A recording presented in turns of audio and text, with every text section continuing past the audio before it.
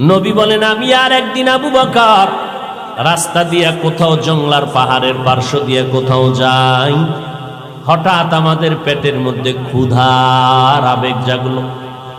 ক্ষুধা নিবারণের জন্য হঠাৎ ডানে বামে তাকায়া দেখলাম ময়দানের মধ্যে কোনো বকরি পাওয়া যায়নি। দেখলাম বিশাল একটা বকরির পাল, রাখাল দাঁড়ানো আছে। আমি মোহাম্মদ রাখালের সালাম দিলাম, এদিকে আসো। রাখাল এসে দাঁড়ায় গেল।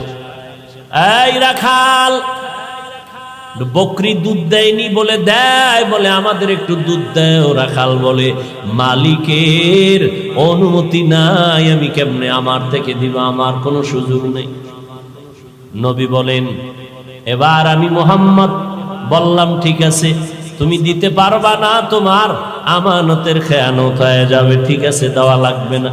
তবে এমন একটা বকরি দাও যেই বকরিটা দুধ দেয় না, দেওয়ার মতো কোনো কায়দাও নাই, নিয়মও নাই, সিস্টেমও নাই।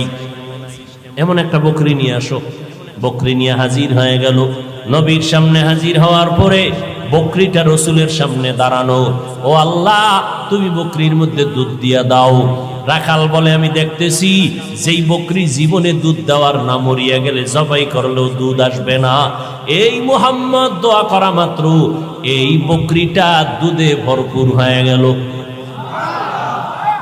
এবার নবী দুধ দহন করিয়া পেট ভরে আবু বকর আর নবী পান করলেন। এরপরে বললে রাখাল।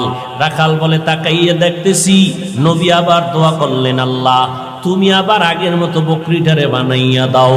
বকরি আগের মতো হয়ে গেল, এবার ওলান টোলান কিচ্ছু নাই। এবার কয় রাখাল, বকরিটা তুমি পালের মধ্যে দিয়া দাও। আমি এগুলো দেখার পর সহ্য করতে পারি না, এটা সাধারণ কোনো মানুষের এই কারবার হতে পারে না। আমি দেরি না করিয়া আমি সাথে সাথে হাতটা বাড়াইয়া বললাম, আমাকে নবী মুসলমান বানাইয়া দেয়। নবী বলেন, এই মুসলমানের নাম আব্দুল্লাহ ইবনে মাসউদ রাদিয়াল্লাহু তাআলা আনহু।